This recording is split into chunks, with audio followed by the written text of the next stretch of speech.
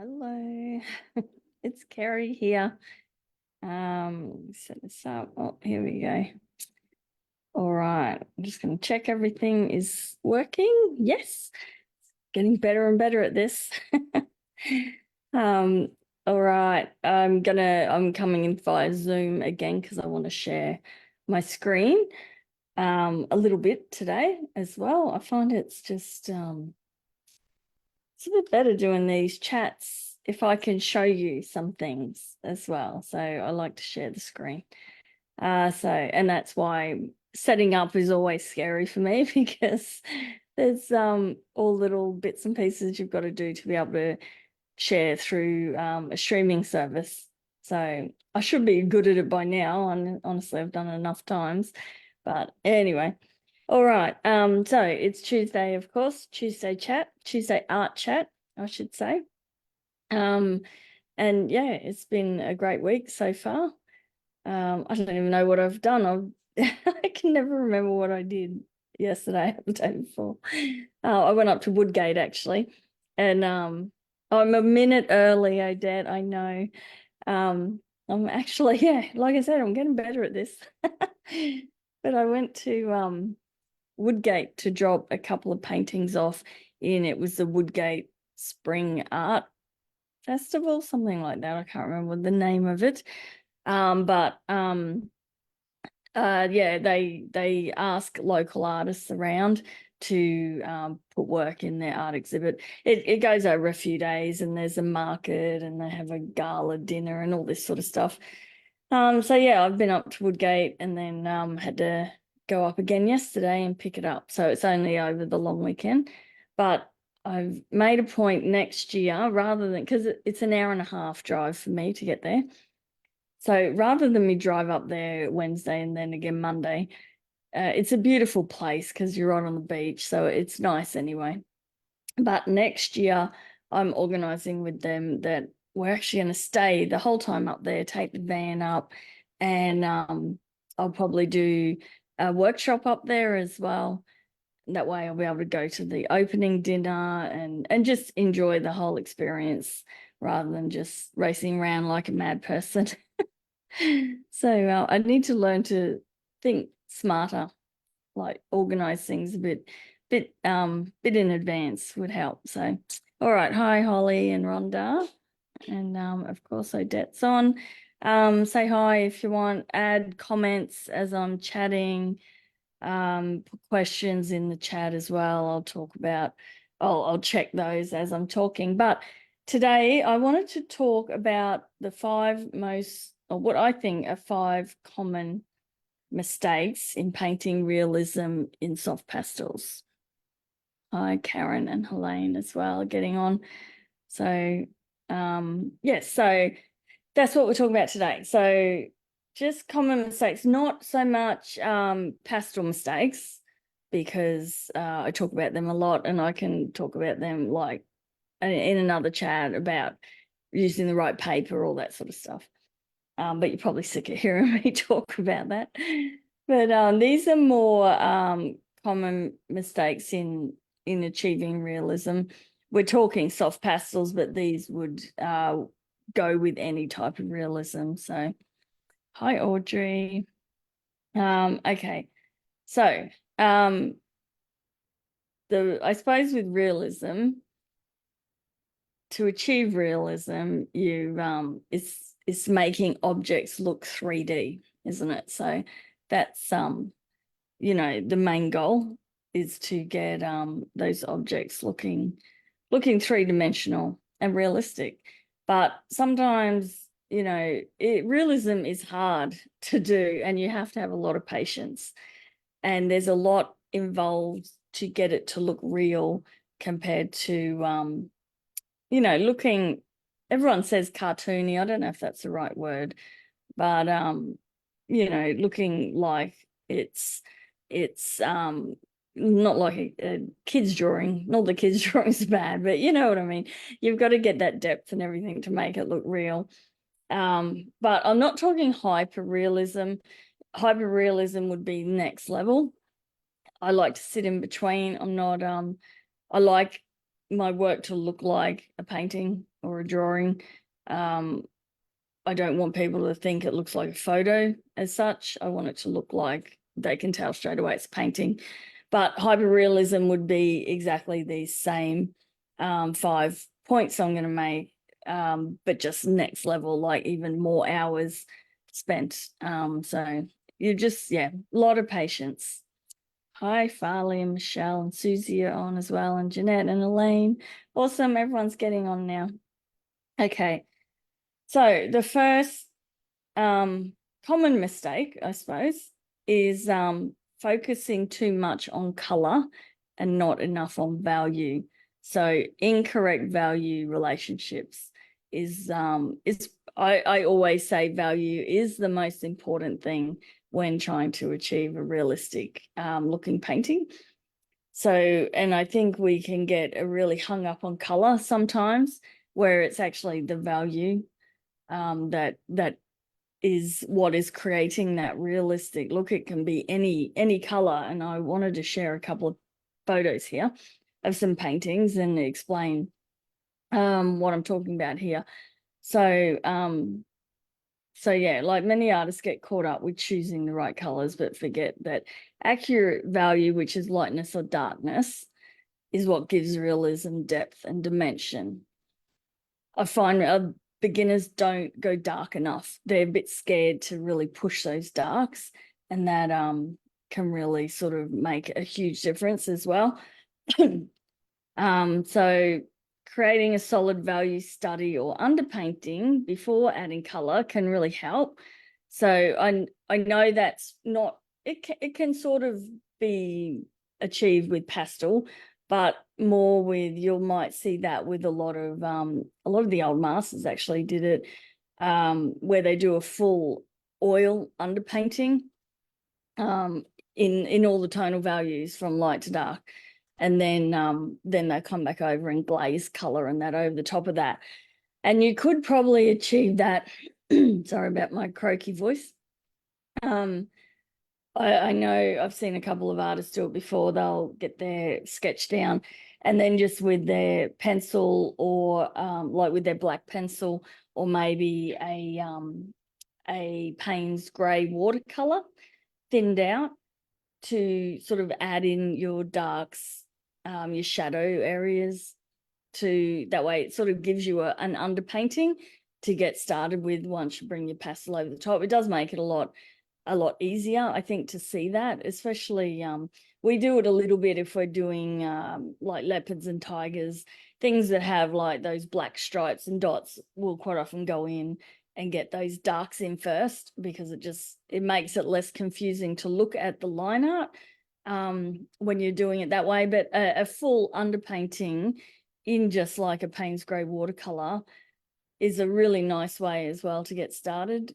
If you're sort of a bit hesitant and you're not sure, you don't like the whole blank canvas looking thing, then maybe you could do it with your with your black pastel pencil too, and you could then turn it to paint a bit if you wanted it to soak into that pastel matte. Just the watercolors are a really great way to go when doing an underpainting for getting your shadows and that in, because it will soak into the pastel matte paper. And then you don't have a worry of leaning on it and spreading black everywhere. Okay, so it's more of a grey undertone in watercolor, which is a really great way to go. Unfortunately, I forgot to grab a photo of that, so I won't be able to share what I'm talking about with that one, but I'm hoping you'll understand what I mean. So I'm just going to share the screen here. So those in my membership have already seen this one. It's something we were doing the other week where we were taking a black and white photo or a photo. I think I used the color one, but it's a good idea to turn your original photo black and white, and then you're not worried about color as such. You're just going to look at values. So this, you can see, even though in the color version, that's not the true colors of a Highland cow. I have incorporated some of the browns in here, but I put a lot of just colors I liked, I suppose, the blues and turquoise, pinks in there as well. So, but when I turn that to black and white, you can see it still stands up as a painting. So it works fine with, I've got the darks in the right color. It's still got some 3-dimension to it. So that's where you'll see color isn't as important as getting those values right. So I've got a couple more here to show you. So this one here with the gum leaves. So there's a few things at play with it, sort of helping to draw the viewer's eye. Sorry, I'm hoping you can see this all right. I'm trying to get my notes. Oh, sorry, I probably shouldn't move that around. Hopefully you can see that. I'm trying to move things around. Okay, I think it's all right. All right, so the gum flowers here. With value, you can draw your viewer's eye to a certain point, and same with composition. So like with the gunflower here, the lightest value against a dark value is where our eyes are naturally drawn to that contrast. So a good trick, if you want someone to be looking, say, at the gunflowers, there's, like I said, there's a few things in action here to do that. It's placement, it's the sharpness of edges, it's color, like the red against the green. But one of the main ones in value is that light against dark edge. So you'll see that front gum nut is the lightest area on this painting. And then I've made sure that there's a bit of dark in that background behind it to help get that viewer's eye straight to there. And then when we turn it to black and white, again, it can be a bit easier to see that that is the lightest area. Okay, and it still holds up as a painting, and my eye is still drawn to that area even though it's in black and white. Okay, so that's where I say value really does play an important role in so this one is another example. Again, the hibiscus, you know, really bright colors, but it's when we turn it to black and white and grayscale, it still works because we've still got that really the contrast in the values between the light and dark, which helps to draw that eye straight to those hibiscus, and it sort of just leads into the other one. Okay, so just let me stop sharing this for 1 second. Oh my God. Hold on, I've got to get back and find my notes. There they are. Okay, so value in art is essentially how light or dark something is on a scale. I'm trying to move everything. I've got too many things happening on my screen. So white, of course, is the highest value and black is the darkest, the lowest value.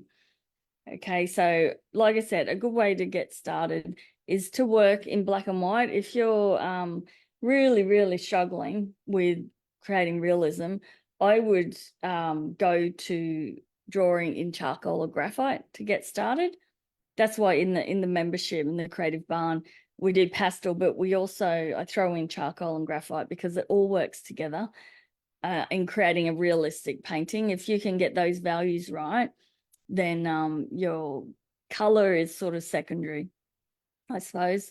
We can use color in certain ways to emphasize things, but the value has to be right. So like I said, we can draw the viewer's eye, which I just demonstrated. So yeah, and I would definitely start with charcoal or graphite, either, up to you. And that way it'll just help you avoid all that, the color and confusion, because color can be confusing. And then once you've got it right with the values, then you just incorporate the color as well. So we do a lot of all three in the membership, and I really do think those that are in the membership would say that doing those black and white sort of work as well, really does help them. So, all right, now I do have some myths with each of these points. So the myth here would be you need every pastel color under the sun to create realism, where in fact mastering value is more critical than color variety. Okay, so that's the myth that some people sort of think when they're doing realism. All right, our number 2 mistake is over blending. So texture is, I would put value first, and then I reckon texture is probably second in creating the realism. And the mistake is blending too much, because then you lose that texture and detail. And that leads to a really muddy and flat appearance. And texture is just so crucial in realism paintings. But I know when I've done a painting or I'm working on one, and I'll sit back from it, and some of my students might know I say it looks flat. Some areas look a bit flat, and it just needs more contrast and more texture in it, because I've overworked an area. Sometimes fur, that happens with when you get too many strokes in that, or too many of similar value. You need that contrasting value in there to give it more texture and make it look a bit better. So all right, and using a light touch, so that helps to maintain your sharpness of the texture as well. A lot of people sometimes think they've got to get right in there with the pastels, but light is best. Always remember that when you're working with pastels. So you want some of those strokes, especially in fur and feathers, to stay visible. So if you use a really, like if you push hard on that, sometimes that doesn't happen. And I think by using a light touch, that's where you're gonna, especially in your fur strokes, you're gonna get that finer point as well. It's not so much about, I've found over time, it's not so much about having a really sharp pencil with a sharp point. It's more about the lightness of touch and not clogging your paper in any way. So I could, especially working with pastel matte, I can get a lot of layers on there and still get a fine edge when I'm working with fur by just building up with pencils. And it's because I'm using a light touch all the time. It's not until I get towards the end, the final layers, that's when I start to adjust the pressure that I'm putting. So yeah, so I use the pencils to do all the blending on my subject. So I'll use the sponge tool for the background. If I want a blurry background, sponge tools are ideal. If I want not quite as blurry, then I'll get my fingers in there and blend a little bit. Now I'm talking pastel matte here. This is a bit different on sanded papers. But for the main subject where I want texture, I always use my pencils to build up those light layers. And I'll show you a couple of pictures in a minute. The only time I really, again, want to create texture where I'm using sticks is I find logs and tree branches, things like that. Sticks are ideal for creating texture, and I don't blend them at all. So I always look at what the texture is I'm trying to achieve, and my strokes go in. I'm usually doing the strokes and everything all in the way I feel that texture is. So if it's a smoother texture, I'll do longer, blendy strokes. If it's a brick maybe or a rock, I'll do like short, like really sharp sort of marks. So it really is, I just concentrate on what I feel that texture would be like and try and simulate my strokes to be the same. So let me share. What were we sharing? Oh, it's too many buttons. No, hold on, we'll get back here.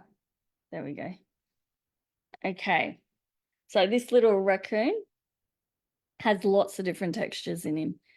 So this was one we did of water reflections, but where I'm saying like with the rocks, you can see I've just done lots of little sort of scrumbly sort of marks with my pencil to build that up.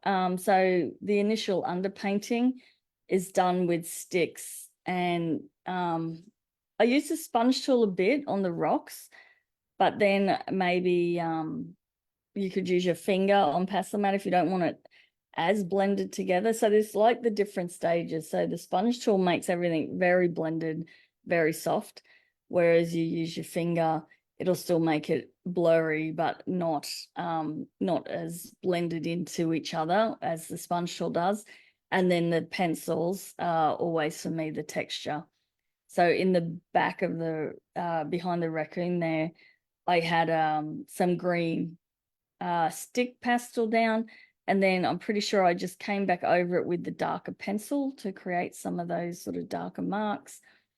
And again, really pushing those darks, getting them really dark in there. Like under that rock there's a shadow as well, which I made sure was nice and dark. And then the pencils are used, like I said, on these foreground rocks with more little texture, some color adjustment, but that's neither here nor there, I suppose. And then, of course, the different textures on the raccoon is his hair. Eyes, you don't want as textured because they're a bit smoother. The nose, then as we come down into the water, a bit more blended strokes in there. So you can see lots of different textures. Same with this Tassie Devil. To achieve a realism in that dry as a bone coat the guy's wearing, that's a lot of texture has had to go into there. So when this is where you can easily overblend. So the initial layers are done in, I think I'm pretty sure I blocked in with pastel sticks with this one, but then I tried not to blend as much, but a lot of pencil work went into this to create some of the lines and little sort of scratches in the coat, especially on this foreground arm where there's lots and lots of detail, little bits of color adjustment here and there. And again, just going with the flow of how I'm seeing the texture. So my strokes, it's a bit like when we do fur or hair, the strokes are always going in that hair direction. So say the bottom right corner of that jacket, I felt the texture was sort of going downwards. So all my strokes were going downward. So just little things like that. The hand itself was blended a lot more than the jacket. There is a lot of marks on here from shadow and creases and that, but in general, the skin, it was a lot sort of smoother than the actual jacket itself. And then as we move away from the main focus, which is his little face, that back arm, of course, is a little bit more blended as well.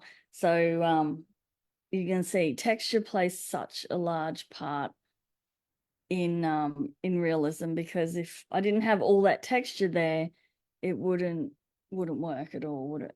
So, all right, hold on, let me get back to my notes here. Elaine, you said you love the black and white projects. Yeah, it's just a really great way to learn. To learn value, especially.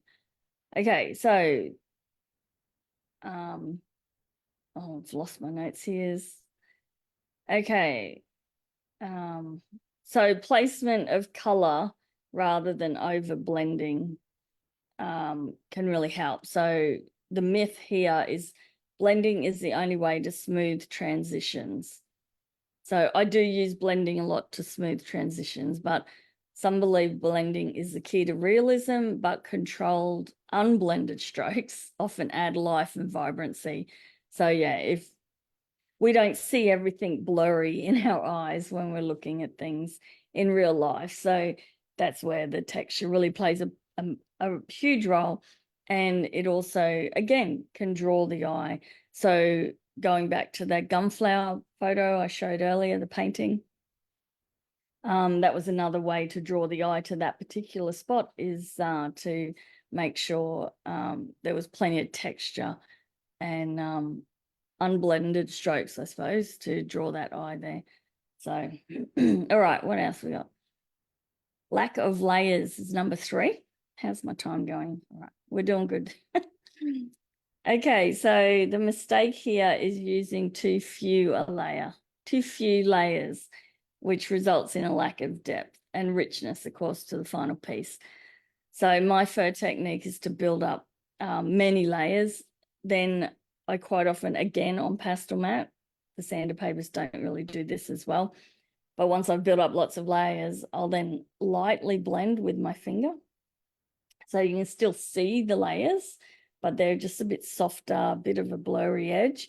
And then I come back in again and build those layers all over again. And it sort of gives it a bit more depth as well. So, and again, just slow and deliberate, starting from darks, working toward lights. So multiple layers create that illusion of depth, especially in realistic work. But also be careful of color placement. So I find sometimes working dark is, with pastel you can go dark to light. And I do that with my fur, building fur or hair. Okay, but sometimes working light on top of dark can make it go a bit muddy.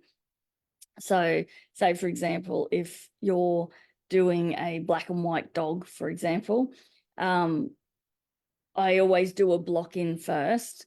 So if I'm blocking in, if it's a black dog with white spots, I'm not going to block the whole dog in black, okay? Because then if I'm trying to build light colors over black in the white areas, then it's going to just turn to a mud. So you're going to block in the black areas in black with your stick, and then your white areas in, say, a gray or whatever light is hitting that part of the fur. It may end up with a bit of a blue tone or a pink tone, but you're not blocking in white. You're going to build up to that white over the top. And then, so you're working your lights over still a lighter color, and your darks over a dark. So you're not creating as much mud, so to say. So I wanted to share a couple of photos again. Share. Okay, so this is where I'm sort of, it's a bit hard to find a lot of images where you can see all the layers that are in here, but I just thought this one was a good one to see quite a lot of layers in his dark hair here. And it did go, I blocked in with black pastel stick. If you're going to do a block in first, you're really going to make sure you push that stick, that pastel, into the paper. So I use a sponge tool and then my fingers to really push it in. And that way I can still build those layers over top with the pencil. So initially, this was all just a black, and then I've just used some pencil over the top to build up those layers. And quite a number, there's all different grays in there. I think there's even a couple of browns, I think, were added in here as well. So just, yeah, lots of light layers, the same with on his little face. So to get, say, this smoother area of his skin, that's not done just in one layer of pencil. There's probably, it's just, you work lightly and you'll still see the paper through it. And then eventually at about the 4th layer, you'll stop seeing it. And so you've got, at each layer could be different colors in there, but they all work together and help to create, that dark to light blending that you need to create the depth and look like it's, sink like hills and valleys, I suppose, and going, getting more of that realistic look where things sort of come towards you and things go away into shadow. So yeah, lots of layers in that piece, as well as this guy. I was just picking pictures before. So this one, I suppose I wanted to share more of the fur, the hair. So you can see there's a lot of browns in here as well. Even though he is a grey dog, there's a lot of color reflected throughout. So, and then again, different layers, creating his textures. Again, this is a good example of the Christmas hat, where he looks a lot sort of smoother, more of a felt in this red area. And then it comes down to, I don't know if you can see me zooming in and out, but like the pom-pom thing, the white area, that was just created with a one gray sort of undertone and then pastel sticks. This is where I say building texture, sometimes using sticks is better than pencil. So all of that was white added on top just with sticks. And then, of course, all the many layers in his coat, with the light reflecting. So again, I would have built up lots of strokes in the direction and the length. He's quite a long-haired dog. So, and then I would have given it a light blend and then come back again and added more strokes on top. Okay, so lots of layers. That is a very important one as well. Okay, so the mistake is a lack of layers. Okay, so even if it's like I said on that monkey's nose, even though it's quite smooth and you probably think, oh, I can go straight in and do that with that color or with a couple of colors, but that's got about 4 or 5 layers of lightly building it up. And then you'll find you can add those really tiny details as well. So the myth here is more pastels equals better coverage. Sometimes beginners think applying more pressure will give better results, when multiple soft layers are the true key to realism. So I see it a lot when I get brand new beginners in my in-person classes, where they create a lot of dust, especially with the sticks. They'll straight away try and totally block in the background or an area in one go, whereas it's just, again, a light layer with the stick, give it a blend, add another light layer, give it a blend, just slowly work up. Okay, so lots and lots of layers is the key. Okay, inaccurate proportions. This is a big one, and this is quite often one that puts people off continuing with realism, because they get told that they can't use, like, here's the myth, I'll tell you the myth. They're not good, they feel they're not good enough.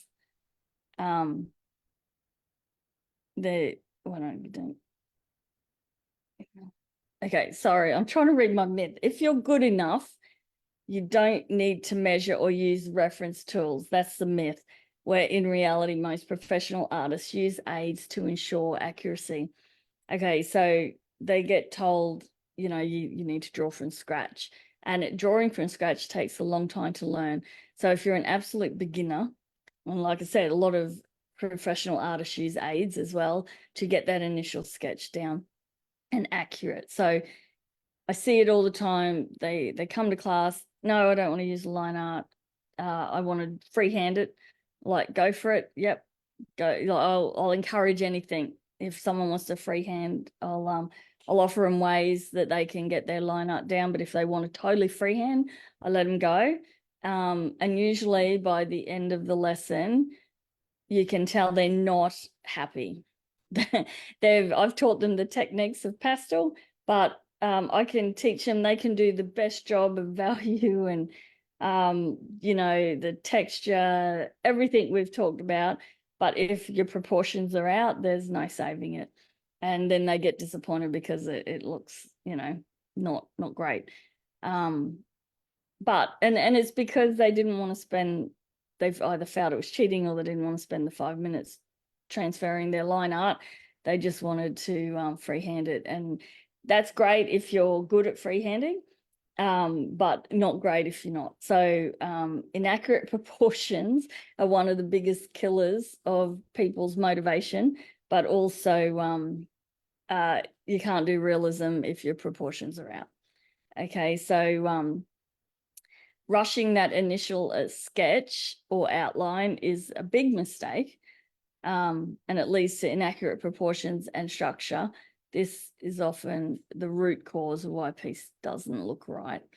Okay, so taking time with your preliminary drawing, so your initial sketch. So there's different ways you can do that. If you want to freehand it, even if you're great at freehanding, I would still recommend do it in a sketchbook. Okay, get it right. So you're doing it in a sketchbook, you can, when you freehand it, things aren't going to be right first up. You'd be absolutely amazing if you could do it first go. But usually, you might have to move an eye across a bit, or make the nose a bit bigger. But there's going to be probably a lot of rubbing out happening while you're trying to get your sketch right. So that's why I would recommend doing it on a bit of paper or in a sketchbook. Once you've got it right, then trace your sketch, or just use sort of tracing, transfer paper or something. Then get that sketch onto your pastel paper that way. Okay, because pastel paper, you don't want to be rubbing out all the time on it. You can end up wrecking the tooth. So, but yeah, if you're adamant you want to work from your own sketch, then do it first, get it right, then transfer it across. Otherwise, you could just freehand it with a pastel pencil onto your pastel paper.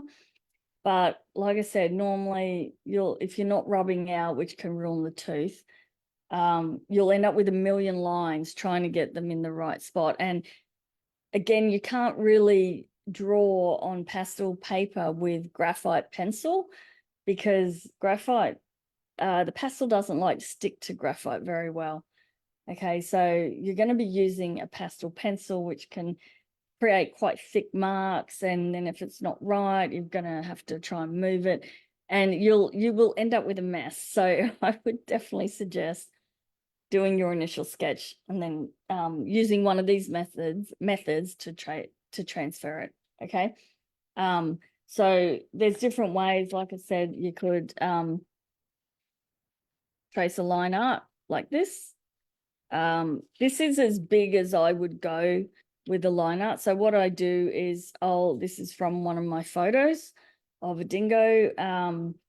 I take that photo into Procreate on my iPad, and I used to print my photo out and then just trace it. But now what I do is I use Procreate, and I create a line drawing from my photo. You can see it's pretty simple. There's not a lot to it. And then I'll print it straight onto from my iPad. You can print straight onto tracing paper. Okay, and then that's what I then transfer that onto my pastel paper. So I know all my lines are accurate. I don't have to worry about the eyes being out or anything. I can just totally focus on all the other things that make a real painting, like the values and the textures and everything else. Another way, sometimes I use a scale tool if I'm working bigger. So with a scale tool, you just get your you could create a line art if you want, or just work straight off your photo. But with a scale tool, I just do a line down the middle both ways, and then I just take measurements with this, and it scales it up.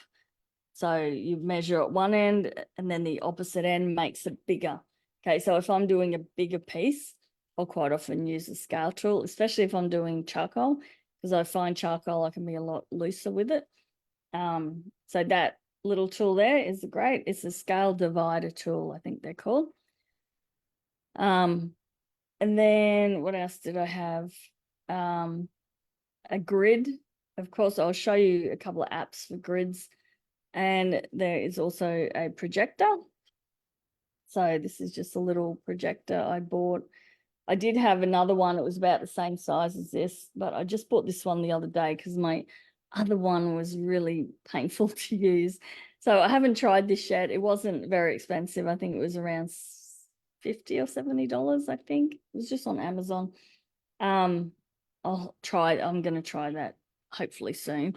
But when I'm doing full page work, I'll sometimes use a projector, mainly because it's quick.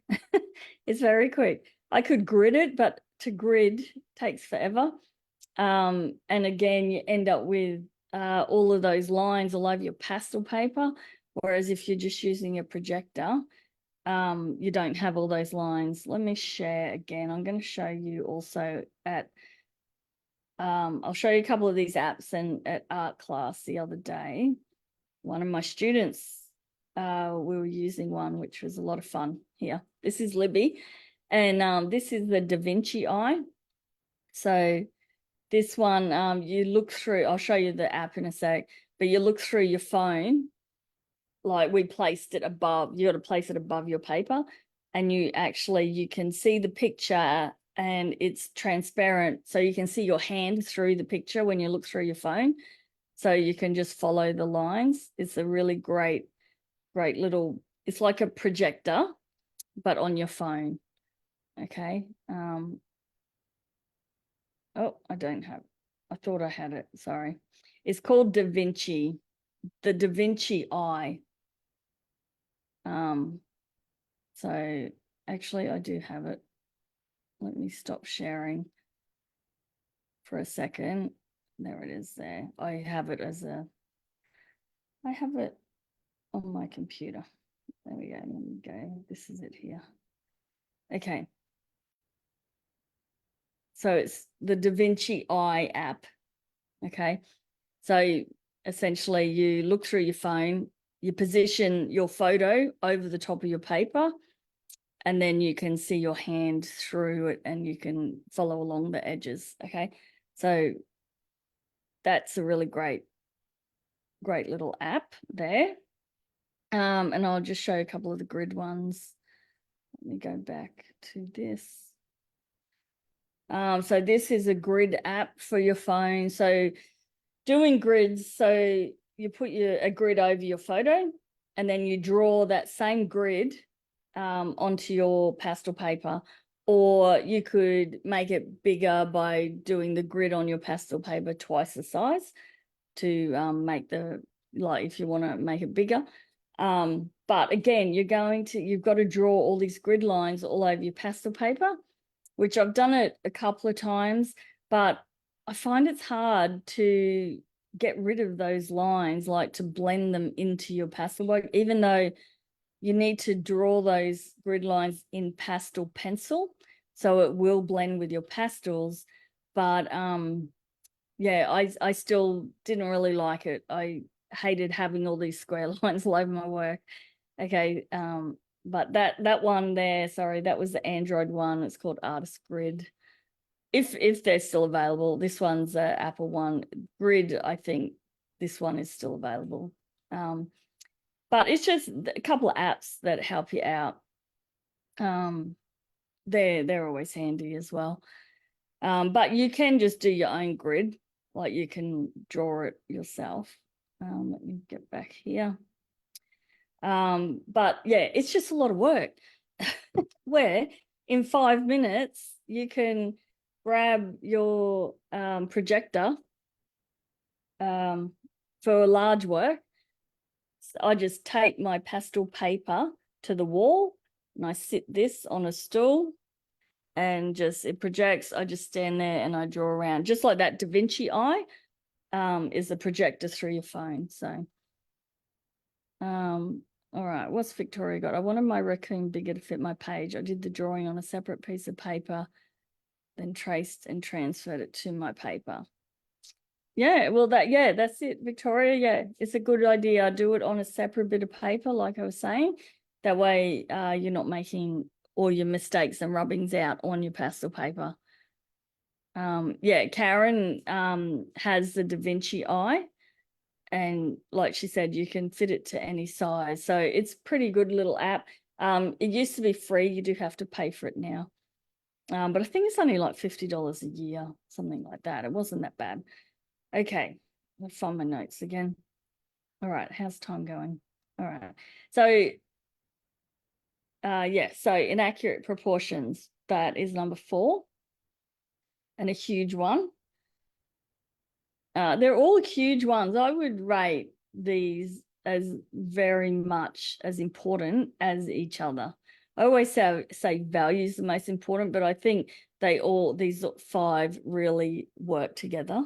And I'll make sure I get this into the membership as well, because I think this is really something for realism to make sure you're checking when you're looking at your work. If things aren't working, then I would go through this list. So the number 5, last one, is ignoring edges. Okay, so the mistake is treating all edges the same, which results in a flat or less convincing image. So the solution is to soften edges in certain areas where focus isn't needed. So when we're looking at something, and sometimes a camera, this is the difference between a painting and a camera a lot of times. As the artist, we can draw the viewer's eye to where we want, and we can keep other things really out of focus. Whereas sometimes the camera will put everything in the same focus, and it can appear really flat. So you sort of want, there's 3 different edges, I suppose. Hard edges are where you have 2 shapes side by side and everything is a really clean, hard line. And that focus, that really sharp focus is where you're going to use hard edges to draw the eye to where you want. Soft edges are a little bit fuzzy. And then lost edges, which you may have heard people use, lost edges are quite important in a painting.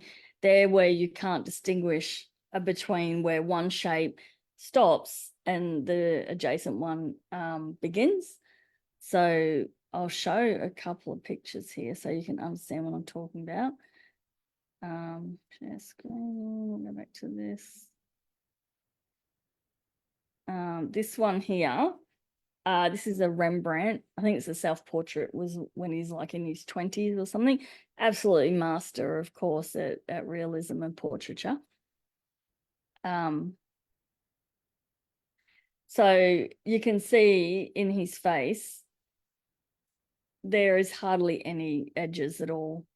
Very, very soft, sort of all through this side that's in the in the shadow. And yeah, but you can still, like it says here, you can still register facial features, but they're very lost edges, like where his forehead goes into his hair. There's not an edge at all there. There's not really an edge in the eyes at all. But in contrast, he's got really sharp edges along the ear where that light is hitting it. Okay, so, and like they say, our brain it'll make up those lost edges. So you don't need to put everything in there. Okay, so this was another one. Not as good as Rembrandt, of course, but it was a good example of some lost edges. So you'll see the edges, when you look, the edge of the fingers aren't there at all as they go off into the shadows. The bottom of his thumb here, the edge of the rope, there's no edge essentially. But where the light's hitting it, those sharp edges, you can really see some sharp edges. But so I didn't need to put any of these other edges in because our brain can make out that that's a rope from there, and it knows it continues down. And the same with the hand there. And then the beetle here, this sort of shows the 3 different ones I was talking about. So you've got the sharp edge of the beetle right on his head, like that's where I sort of wanted the focus. But you'll see as his legs fade out and the back of his body and a little bit of the wire there, they're soft edges. So you've got your hard and then your soft, where I essentially draw it fairly sharp, but then I use a pencil to blur it. to blur those edges. And then as we go further away, they're lost edges. So there's not really an edge to the wire, but our brain knows that's the wire down there. And that's done more in sticks, I suppose, and blending with my fingers a little bit down there. So yeah, so that's where our edges can really also draw the eye. Okay, Holly, I can see you're going to head off. Not a problem. I'm nearly done anyway. So yeah, so this was a good example of really when you look at this painting from a distance, I don't even know where it is actually. You can really see those, like it the depth, I suppose, is what I'm trying to say. You can really see the depth in it by having that sharp, soft, lost. Okay. All right. So I think that was it for sharing. Yes. So, and the myth here with this last one is everything should be in sharp focus to be realistic. So in truth, soft edges can make certain parts of the painting recede or suggest motion, making other areas stand out and draw the eye. Okay, so let's just run back through quickly. So the 5 most common mistakes in painting realism. So I've got with soft pastel, but like I said, this can transfer to any type of realism. So number 1 is incorrect value relationships. Number 2 was over blending. You need texture. Number 3 was lack of layers. Number 4, inaccurate proportions. And then number 5, ignoring edges. So like I said, I think all 5 of those are probably equally as important to creating a realistic painting. Okay, so I hope you've learned something there. I'll have this put together inside the membership, but also as a blog post so that you'll be able to go back through. You can rewatch this anyway, but mate, sometimes it's nice to have it in written format so that you can really take a note of that. But I would write those 5 things down if you're learning realism, and even if you've been doing it for a while. But it's something, you know, if things aren't working or at the end of your painting you want to go back through and just double check, you just go through those 5 and make sure you've paid attention to all of them. Okay, so the only other thing I wanted to mention was, for those that aren't already in the Creative Barn membership, for anyone watching the replay as well, in the chat here I have a link. I'm offering 7-day free trial again of the Essentials tier. So you can sign up for 7 days for free. And then if you just cancel, it's very easy to cancel. You can either message me or you can go into your account and cancel yourself before the 7 days is up. And it hasn't cost you a cent, but you've had 7 days to go through and check it out and maybe have a go at a couple of the tutorials that are in there in that 7 days. So that is the latest offer. And hopefully you'd like to join me if you're brand new and you want to learn more about painting realistic wildlife and nature in soft pastels. And like I said, we also do charcoal and graphite as well. All right. Okay, great. I'm glad, Shona, it's been a helpful chat. Yeah, and I will talk to you all next Tuesday. I have no idea what I'm going to talk about next Tuesday, but it'll be something worthwhile, I think. So, all right, guys, thanks for joining me. And I've got so many screens open. I've got to figure out how to turn this off. All right, I'll see you all next week, and have a great week. Make sure you get something creative done, and yeah, enjoy it. Bye.